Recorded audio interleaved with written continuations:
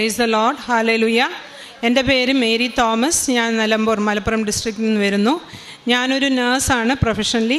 ഞാൻ ഗൾഫിൽ വർക്ക് ചെയ്ത് കഴിഞ്ഞ് കൊറോണ സമയത്ത് നാട്ടിൽ വന്നു. അത് കഴിഞ്ഞ് വീട്ടിലിരിക്കുമ്പോൾ എല്ലാവരും യൂറോപ്യൻ കൺട്രീസ് പോകുന്നത് കണ്ടുകൊണ്ട് എനിക്കൊരു താല്പര്യം യൂറോപ്യൻ കൺട്രീസ് പോകണമെന്ന്. അങ്ങനെ ഞാൻ OET എഴുതി, അയർലൻഡ് സ്കോർ കിട്ടിക്കഴിഞ്ഞ് ഞാൻ അയർലൻഡിലെ കുറേ ഹോസ്പിറ്റലിൽ ട്രൈ ചെയ്തു, പക്ഷേ കിട്ടിയില്ല. അപ്പോൾ ഇങ്ങനെ വിഷമിച്ചിരിക്കുമ്പോൾ എൻ്റെ നാത്തൂൻ സ്ഥിരം ഇവിടെ വന്ന് പ്രാർത്ഥിക്കുകയും പുള്ളിക്കാരുടെ അനുഭവം എന്നോട് പറയുകയും ചെയ്തു.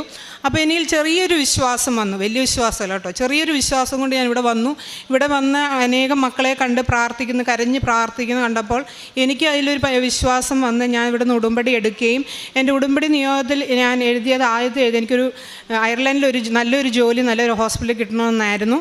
അങ്ങനെ ഞാൻ ഇവിടെ ഒന്ന് പ്രാർത്ഥിക്കുകയും ജോസഫ് അച്ഛൻ്റെ അടുത്ത് വന്ന് ബ്ലെസ്സിങ്സ് എടുക്കുകയും ചെയ്തു.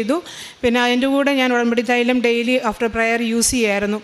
അങ്ങനെ ഇരിക്കുമ്പോൾ നെക്സ്റ്റ് വീക്ക് തന്നെ എനിക്ക് ഇൻ്റർവ്യൂ വന്നു. 2-3 ഹോസ്പിറ്റലിൽ അടുപ്പിച്ച് വന്നു. അതിലൊരു ഹോസ്പിറ്റൽ ഞാൻ തിരഞ്ഞെടുത്തു, എൻ്റെ ഫ്രണ്ട്സിൻ്റെ അഡ്വൈസ് കൂടി.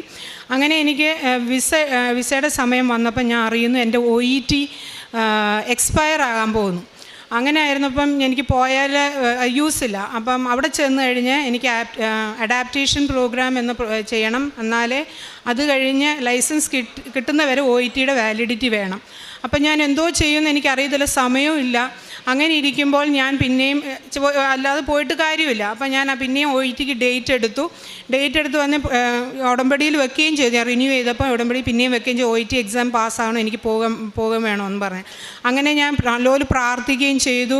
ദിവസവും ഉടമ്പടി പ്രാർത്ഥനകൾ രാവിലെയും വൈകിട്ടും പ്രാർത്ഥിക്കുകയും തൈലവും ഉപ്പൊക്കെ യൂസ് ചെയ്തുകൊണ്ടിരുന്നു.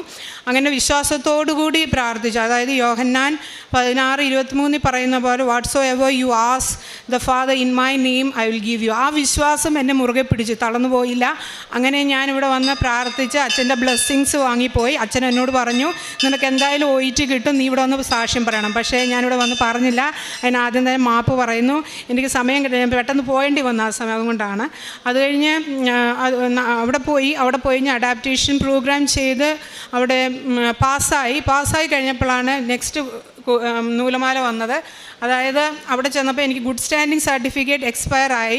അപ്പം പുതിയത് അപ്ലൈ ചെയ്യണമായിരുന്നു. അങ്ങനെ അപ്ലൈ ചെയ്തപ്പം ഞാൻ പഠിച്ചത് കർണാടകയിലാണ്. അവിടെ അവർ ഗുഡ് സ്റ്റാൻഡിങ് സർട്ടിഫിക്കറ്റ് പ്രൊഡ്യൂസ് ചെയ്തപ്പം പറഞ്ഞു എൻ്റെ രജിസ്ട്രേഷൻ എക്സ്പയർ ആയി, അതുകൊണ്ട് രജിസ്ട്രേഷൻ വാലിഡ് അല്ല. ഞാനത് ആക്ച്വലി എൻ്റെ ലൈഫ് മെമ്പർഷിപ്പ് ആയതുകൊണ്ട് ഞാൻ റിന്യൂ ചെയ്തില്ലായിരുന്നു. അത് പക്ഷേ ന്യൂ റൂളായിരുന്നു, നമ്മൾ എവരി 5 years നമ്മളിത് റിന്യൂ ചെയ്യണമെന്ന്.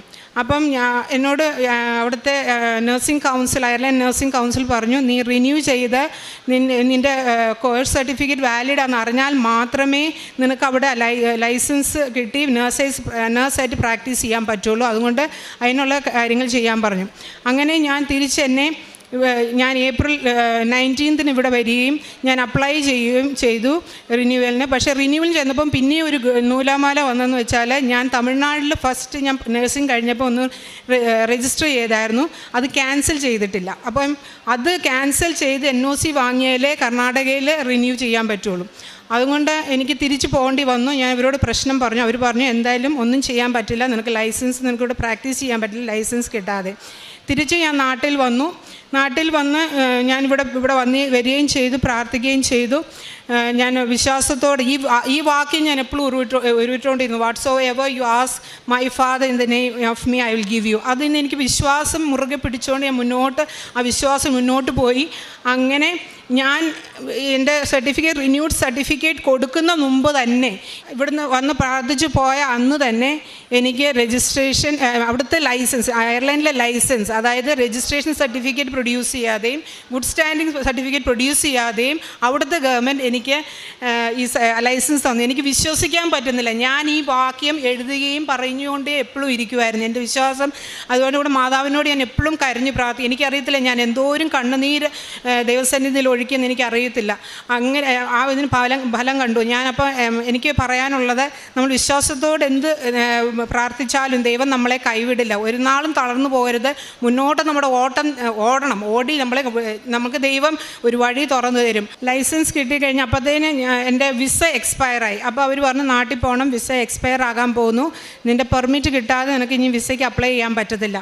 അങ്ങനെ ലൈസൻസ് ഞാൻ പെട്ടെന്ന് അപ്ലൈ ചെയ്തിട്ട് അവർ അതിനുള്ള പെർമിറ്റിന് അപ്ലൈ ചെയ്തു കഴിഞ്ഞ് എനിക്ക് ഇപ്പം ഇന്നലെ എനിക്ക് വിസ റിസീവ് ചെയ്തു. ഞാൻ ഒത്തിരി സന്തോഷിക്കുന്നു. എനിക്കറിയാം എൻ്റെ പ്രയാസം എനിക്ക് എങ്ങനെ പറഞ്ഞ് അറിയിക്കണമെന്ന് അറിയത്തില്ല. അതുപോലെ എന്തൊരു അത്ഭുതമാണ്. ഞാൻ പറഞ്ഞ രജിസ്ട്രേഷൻ റിന്യൂ ചെയ്യാതെ തന്നെ എനിക്കത് കിട്ടി. അപ്പം ഞാൻ മൺഡേ ട്രാവൽ ചെയ്യുകയാണ്.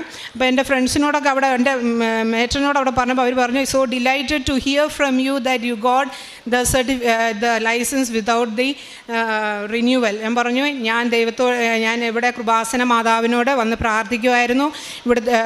ഇവിടുത്തെ പ്രവർത്തികൾ, ഇവിടുത്തെ അത്ഭുത പ്രവർത്തികളൊക്കെ ഞാൻ അവരോട് പറയുകയും ഇങ്ങനെ യൂട്യൂബിലുണ്ടെന്നൊക്കെ പറയുകയും ചെയ്തു. അവർക്ക് ഒത്തിരി സന്തോഷമായി. ദൈവം God has made a miracle in you എന്ന് പറഞ്ഞു. അപ്പോൾ എനിക്ക് ഒത്തിരി സന്തോഷമായി.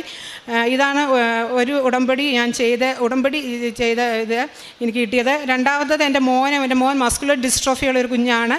അവന് 18 വയസ്സായി. പക്ഷേ അവൻ കുറേ ഇതിന് പ്രത്യേകം ട്രീറ്റ്മെൻ്റ് ഒന്നുമില്ല, പക്ഷേ ഫിസിയോതെറാപ്പിയാണ്.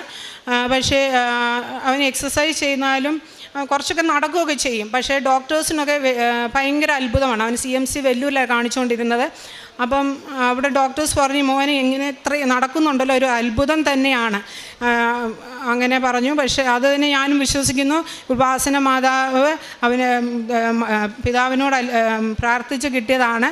അവന് ഭയങ്കര വിശ്വാസമാണ്. ദിവസവും ഞങ്ങൾ മറന്നുപോയാലും ഉടമ്പടി തൈലം തൊട്ട് പ്രാർത്ഥിക്കാൻ മറന്നുപോയാലും അവൻ ആദ്യം ഇങ്ങോട്ട് ചോദിക്കും, അമ്മ തൊട്ടുതാ, അല്ലെങ്കിൽ എൻ്റെ ഹസ്ബൻഡിനോട് പറയും, അങ്ങനെ തൊട്ട് നാക്കിലും തൊട്ടുകൊടുക്കും. അവൻ ഭയങ്കര വിശ്വാസമാണ്. എൻ്റെ കുഞ്ഞിൻ്റെ ആ വിശ്വാസം, അവൻ എപ്പോഴും പറയും ഞാൻ നടക്കും. അവൻ്റെ വിശ്വാസം ഞാൻ വിശ്വസിക്കുന്നു അവനെ ഇത്രത്തോളം നടത്തിയത്. എല്ലാ ഉപകാരങ്ങൾക്കും ഞാൻ ദൈവത്തോട് നന്ദി പറയുന്നു. കൃപാസന മാതാവിനോട് ഒത്തിരി നന്ദി പറയുന്നു. ഞാൻ പ്രേക്ഷിത പ്രവർത്തനങ്ങൾ ചെയ്തത് ഞാൻ ഇവിടുന്ന് പേപ്പർ വാങ്ങിക്കൊണ്ട് പോകുമായിരുന്നു, എല്ലാവർക്കും കൊടുക്കുമായിരുന്നു. അതുപോലെ അയർലൻഡിൽ പോയപ്പം കുറേ ഇംഗ്ലീഷ് പേപ്പേഴ്സ് വാങ്ങിക്കൊണ്ട് പോകും. അപ്പോൾ എന്നോട് അവിടുത്തെ അമ്മമാർ ചോദിക്കും വാട്ട് ഈസ് ദിസ് എന്നൊക്കെ ഞാൻ പറയും, ഇങ്ങനെ കൃപാസനം എന്ന് പറഞ്ഞ പള്ളിയുണ്ട്, ഇവിടെ കുറേ അത്ഭുതങ്ങൾ നടക്കുന്നുണ്ട്, നമ്മുടെ പ്രെയർ ഇത് വായിക്കണം, എന്നിട്ട് ഈ പ്രെയർ ചൊല്ലിയാൽ നിങ്ങൾക്ക് അത്ഭുതം നിങ്ങളുടെ ജീവിതത്തിൽ സംഭവിക്കും, അങ്ങനെ പറഞ്ഞു കൊടുക്കാറുണ്ട്. അതുപോലെ അവിടെ ഫണ്ട് റൈസർ പ്രോഗ്രാംസ് ഒക്കെ ഉണ്ട്. അതായത് നമ്മൾ ഓരോരോ ക്യാൻസർ സൊസൈറ്റി അല്ലെങ്കിൽ പാർക്കിൻസൺ സൊസൈറ്റി അതിന് ഫണ്ട് റൈസിങ്ങിൽ ഞാൻ പൈസ കൊടുക്കാറുണ്ട്. പിന്നെ അതുപോലെ നമ്മുടെ ചുറ്റുപാടുമുള്ള ക്യാൻസർ പേഷ്യൻസിന് ലിവർ ട്രാൻസ്പ്ലാന്റേഷൻ അങ്ങനെയൊക്കെ ഉള്ളതിനൊക്കെ എന്നതിൽ പറ്റുന്ന ഏറ്റവും നല്ല തുക ഞാൻ കൊടുക്കാൻ ശ്രമിക്കുന്നുണ്ട്. ഇതൊക്കെയാണ് എൻ്റെ പ്രേക്ഷിത പ്രവർത്തനങ്ങൾ. എനിക്കൊരു കാര്യം പറയാനുള്ളത്, നമ്മൾ വിശ്വാസം വെടിയരുത്. നമ്മുടെ വിശ്വാസം മുറുകെ പിടിച്ചുകൊണ്ട് മുന്നോട്ട് ഓടണം. അതായത് നമ്മുടെ ദൈവത്തോട് എന്ത് ചോദിച്ചാലും അവൻ വൈകിയായാലും നമുക്ക് തരും. ഒരു വിശ്വാസം നമ്മൾ മുറുകെ പിടിക്കണം.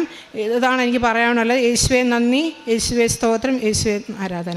പ്രിയമുള്ളവരെ, ദൈവത്തിൻ്റെ തിരുനാമത്തെ മഹത്വപ്പെടുത്തിക്കൊണ്ട് ജീവിക്കുന്ന ജീവിതമാണ് ഉടമ്പടി ജീവിതം എന്ന് പറയുന്നത്. അതുകൊണ്ട് ദൈവപിതാവിൻ്റെ നാമത്തിൽ നമ്മൾ ചോദിക്കുന്ന ഏതൊരു കാര്യത്തിനും കൃത്യമായിട്ടുള്ള ഉത്തരം നമ്മുടെ ജീവിതത്തിൽ ലഭിക്കും. അസാധ്യമായിട്ടുള്ള കാര്യങ്ങൾ നമ്മുടെ ജീവിതത്തിൽ സംഭവിക്കും എന്നുള്ളതിൽ സംശയമില്ല. നമ്മുടെ മുൻപിൽ ഈ സഹോദരി തൻ്റെ ഉടമ്പടി ജീവിത സാക്ഷ്യം പങ്കുവയ്ക്കുമ്പോൾ ഈ സഹോദരി നമ്മളോട് പറയുന്നതും അതുതന്നെയാണ്. ഈ സഹോദരിയുടെ ജീവിതത്തിൽ തൊഴിലിൻ്റെ തടസ്സങ്ങളിലൊക്കെ, ജോലി ചെയ്യുന്നിടത്തുണ്ടായ വിദേശത്തുണ്ടായ തടസ്സങ്ങളിലൊക്കെ പരിശുദ്ധ അമ്മ എങ്ങനെയാണ് ഇടപെട്ടതെന്നും ഉടമ്പടി പ്രാർത്ഥനയിൽ വിശ്വസിച്ചുകൊണ്ട് ജീവിച്ചപ്പോൾ തൻ്റെ ജീവിതം ഉടമ്പടിയെ ആഘോഷമാക്കി മാറ്റിയപ്പോൾ പരിശുദ്ധ അമ്മ ബാഹ്യമായിട്ടുള്ള കാര്യങ്ങളിലൊക്കെ ഇടപെടുകയും വലിയ അനുഗ്രഹങ്ങൾ നൽകുകയും ചെയ്തുവെന്ന് ഈ സഹോദരി സാക്ഷ്യപ്പെടുത്തുകയാണ്.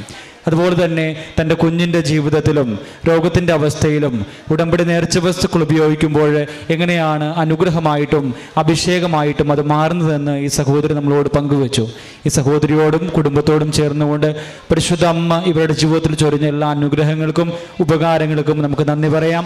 ഇരു കാര്യങ്ങളും അടിച്ച് നമുക്ക് ദൈവനാമത്തെ മഹത്വപ്പെടുത്താം. അത്യപൂർവ ദൈവാനുഭവങ്ങൾ ഇനി നിങ്ങൾക്കും സ്വന്തം.